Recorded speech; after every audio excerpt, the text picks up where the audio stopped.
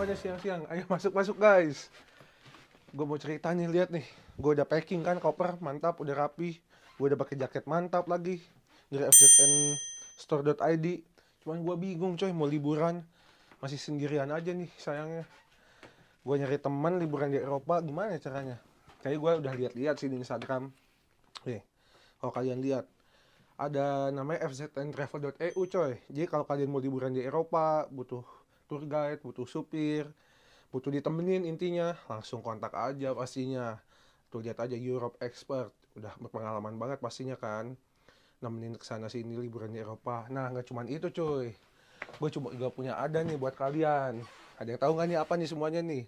Kamera, iPad, Apple Watch sama AirPods. Kalian tahu kan buat apa? Giveaway? Bukan, gue cuma mau pamer cuy, mohon maaf. Nggak ada yang doain aja makanya. Gue banyak subscriber, banyak penonton, biar AdSense-nya mantap. Yoi nggak? Nah kalau gitu, kalian subscribe, jangan lupa like, komen kalau kalian suka, biar gue dapat support terus dari kalian dan bisa giveaway beneran. Ya udah, daripada kalian langsung aja ke video. Dadah.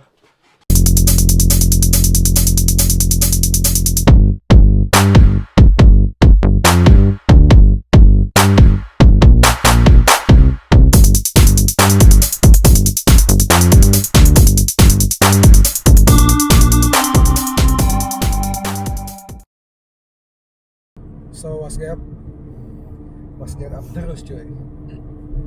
Sekarang gua mau sharing part ini nyewa mobil di Eropa, just info gitu kan, sharing.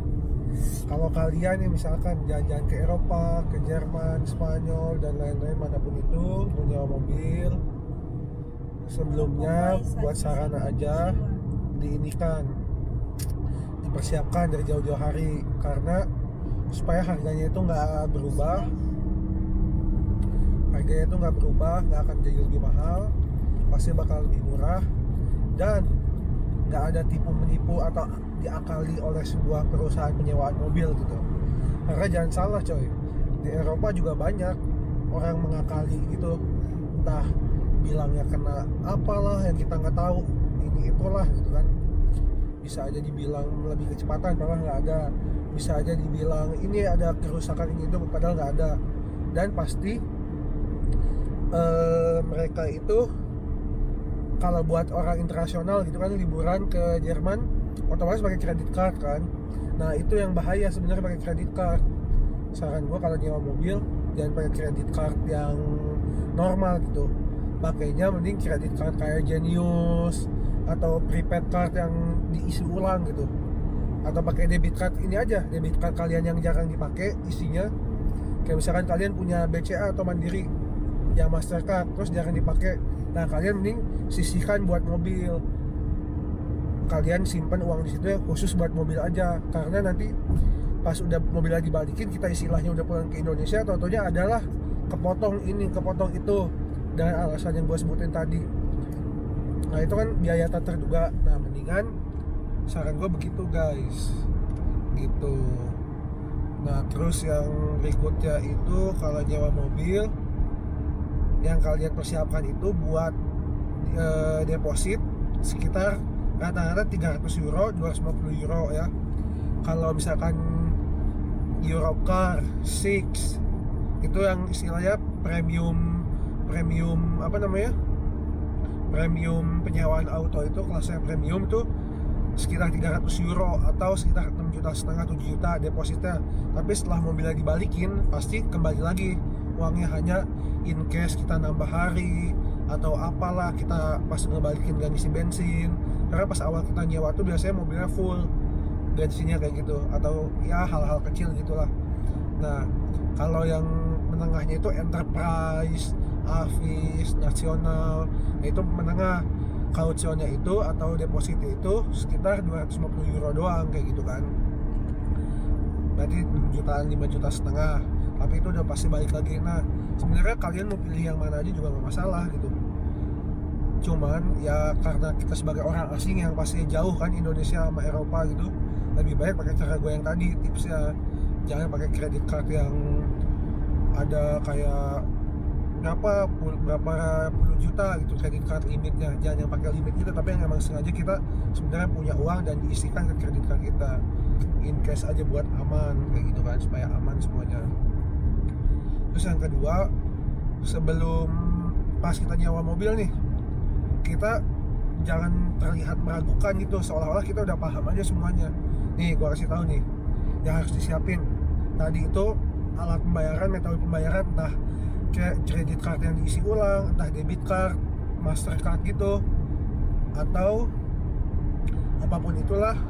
Nah terus yang kedua, ini berlaku buat orang yang di Indo liburan ke Eropa atau orang yang tinggal di Eropa ya, khususnya di Jerman. Yang kedua itu ini juga guys, apa namanya, lupa ya. Wih, ngeri kali kayak kacamata. Yang kedua itu, nah setelah kita seolah kayak PDE gitu kan, kayak seolah udah paham semua, kalian tanya-tanya lebih detail sebelum tanda tangan kontrak. Pas mau dikasih kunci mobil, kalian baca dulu nih, terus dicek kilometernya itu.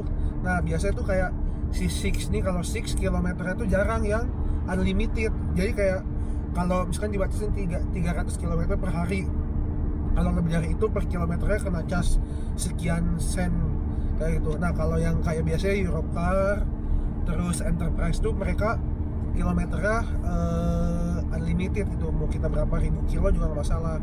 Dan kalau kita misalkan nyampe ke Jerman, kita mau keliling ke negara lain, kita harus bilang negara apa aja, karena di setiap negara itu ada zonanya masing-masing gitu kan.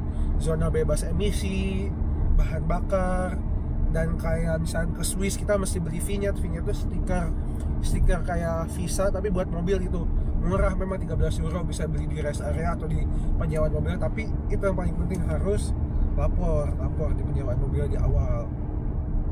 Terus yang berikutnya, setelah dapat kunci nih, kalian mau masuk mobil, sebelum kalian jalan, kalian foto dulu nih daerah speedometer, kayak mulai bensin, kilometeran. Terus habis itu kalian videoin aja biar gampang, videoin semua sekitaran mobil selewat sambil kalian cek-cekin ini ada baret nggak. Karena meskipun ada asuransi, mereka tuh kadang bukannya suzon atau gimana, ada permainan seperti itu gitu. Terutama buat orang yang jauh, mereka mikirnya wah jauh nih, nggak akan bisa nuntut kalau uangnya gua potong. Kan mereka sistemnya apa, auto debit tanpa konfirmasi dulu kan, kebanyakan seperti itu. Nah makanya itu harus diperhatikan 3 aspek tadi. Nah setelah itu ya udah, kalian jalan ya hati-hati, taati aturan ya, selewat cari-cari info tentang traffic, tentang aturan-aturan negara setempat lah, biar aman kan kayak gitu, biar kalian terbiasa juga nggak kagok. Habis itu tips dan trik dan sharing-sharing seputar nyetir di Eropa, khususnya di Jerman kan. Nah seperti yang kalian tahu, nyupir di Eropa itu kan, di Jerman ini di sebelah kiri kan supir itu duduknya, beda gitu sebaliknya dari Indonesia. Sebenarnya kalian nggak susah. Beberapa teman gue juga kayak gue capek misalkan, gantian dong di tol segala macam bentar, mereka langsung bisa gitu. Cuman paling butuh membiasakan ngepasin kiri kanan kayak gitu. Sebenarnya oke aja kalau buat di tol perjalanan jauh. Nah tapi di tol tuh meskipun kayak lurus aja seperti yang kalian tahu, di Jerman kan di Jerman ya, tol di Jerman itu nggak ada batas kecepatan. Ada di beberapa tempat, tapi mayoritas kebanyakan yang nggak pakai kecepatan, mau 300, mau 400, mau terbang mobil juga nggak apa-apa gitu kan, bebas. Cuman beberapa ada rambu lalu lintas, kayak misalkan kalau ada bulatan putih garis hitam tuh, itu tandanya misalkan baru dari jalan biasa masuk ke tol. Biasanya itu tuh ada kayak 120, 80, ikutin lah aturan-aturan itu. Nanti ada waktunya pas putih garis hitam, di situ wah kalian mau edan apa juga ngebut nggak masalah kayak gitu kan. Nah habis itu harus kalian hati-hati nih, khususnya yang orang di Indonesia yang nggak tinggal di Jerman, pas nyupir di Eropa atau di Jerman nih, lihat di jalanan suka ada kamera namanya blitzer gitu, alat blitzer ini kadang entah kita kecepatannya berlebihan, entah ada aturan yang kita langgar atau seperti apa, ntar kita ke foto. Nah itu kita bisa kena denda. Nah tips dari gua, saran dari gua, kalian kalau berpergian pakai mobil di Eropa, gunainnya Waze. Bahkan di Jakarta juga sekarang udah keren gitu pakai Waze. Semua info-info udah dikasih tahu guys. Semua info-info udah dikasih tahu. Kayak di depan misalkan ada kamera,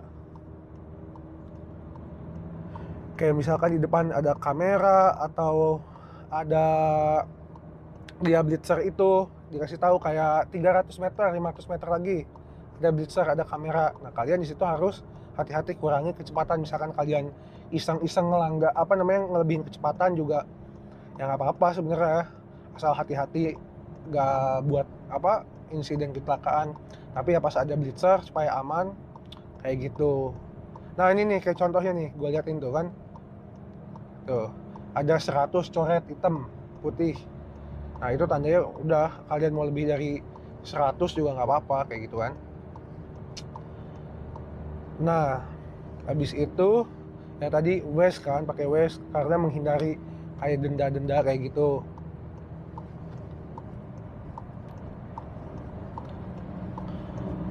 Habis itu kalau kalian nyetir di Jerman, gimana ya, karena kontur jalannya cukup enak, terus kayak cuman lurus-lurus doang rasanya. Jadi nggak akan secapek, nggak sengantuk di Indonesia cuy. Kayak gue nih perjalanan sekali searah, gue pulang pergi bantuin temen gue pindahan 1000 km, searah 500 kilometeran kurang lebih. Nah itu kayak ya udah nggak secapek di Indonesia, paling istirahat sekali buat makan gitu kan, sama ke kamar mandi gitu doang. Tapi di sisi lain kalian juga harus kayak kasih waktu lah. Kalau meskipun kalian kuat, tapi setelah 2 jam nyetir atau paling lama 3 jam lah kalau maksain, istirahat mau nggak mau, supaya mobilnya juga agak adem, kitanya juga lebih enak, lebih fresh gitu kan, cuci muka segala macem, supaya nggak terlalu sepaneng katanya, kalau kata orang Jawa cina. Terus abis itu ya, nah kan di tol udah nih, kalau di tol paling gitu-gitu aja sih aturannya, nggak terlalu banyak. Terus lega kan jalannya, kita mesti menyesuaikan. Yang susah tuh buat awal-awal tuh di kota guys. Kalau di tengah kota, apalagi kota-kota besar yang banyak tram, kan jalur tram itu nyatu sama jalur mobil kan, itu yang agak pusing tuh. Kita harus bener-bener taati rambu-rambu. Terus kalau lihat pakai Waze itu kalian modenya yang bener-bener zoom, karena ntar kan kayak ada pembagian jalan-jalan kecil gitu. Nah kalian mesti lihat pembagiannya, mana jalur tram, mana jalur kita. Nah itu penting juga cuy. Kadang ada orang, bahkan gue pun pernah salah keluar, salah jalur, malah jalur di jalur tram gitu. Dan hati-hati juga nih, karena kita nyetir kiri, jalannya di sebelah kanan. Kalau kita mau belok nih ke kiri, biasa Indonesia langsung, kita berarti harus nyebrang. Kalau belok ke kanan baru yang langsung tanpa nyebrang gitu dulu. Nah hal-hal kayak gitu hati-hati. Karena gue dulu pas pertama kali nyupir, bener-bener parah cuy, keluar tol salah arah. Cuman untungnya aman, sepi kan di daerah desa gitu nyupirnya, pas keluar tolnya salah. Nah itu sih yang harus cek-cek lagi.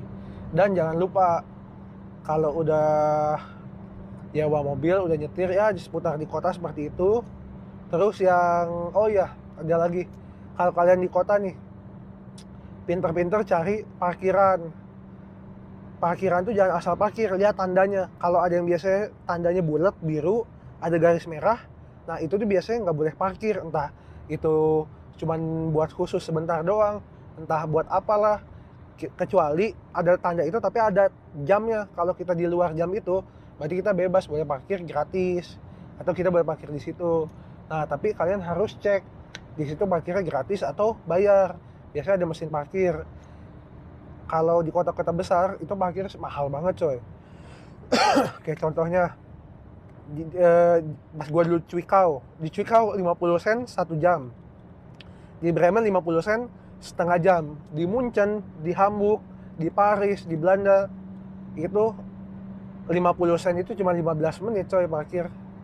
Makanya di situ kan lumayan juga kan, udah keluar berapa buat parkir. Kalau kita berhenti 2 jam 3 jam juga udah mending buat makan gitu kan. Nah disitulah pinter-pinter cari parkiran gratis. Banyak juga parkir gratis, cuman emang agak tricky, agak banyak full kan ya, karena semua orang juga pasti pengen yang gratis gitu kan. Gitu, cari parkir yang gratis atau cari yang jangan di tengah-tengah kota banget, agak di luar. Terus kalau kalian parkir di gedung parkir itu agak mahal coy, biasa kayak di Paris tuh atau di pokoknya kota-kota besar itu, kota wisata, 2 jam 3 jam tuh bisa 20 euro sendiri, 300.000 200.000 sendiri. Gila kan, sayang kayak gitu menurut kalau saran dari gua. Ya itulah, dicek lagi kayak hal-hal seperti kecil ya, seperti itu, supaya uangnya bisa digunain mending buat oleh-oleh kan, buat yang lain-lain kayak gitu kan. Nah abis itu GPS wajib. Waze aja tuh udah gue bilang kan tadi. Ya mungkin menurut gua udah cukup sih semuanya, info-infonya kalau seputar nyetir di Eropa atau Jerman tuh gimana tips-tipsnya. Mungkin kalau ada yang ditanyain bisa tulis di kolom komentar kan, atau ada yang salah-salah bisa tolong dikoreksi sama teman-teman yang nonton. Habis itu kalau kalian suka videonya, like, komen, dan subscribe, oke? Info berikutnya ada di part berikutnya. Yoi, makasih udah nonton, bye bye.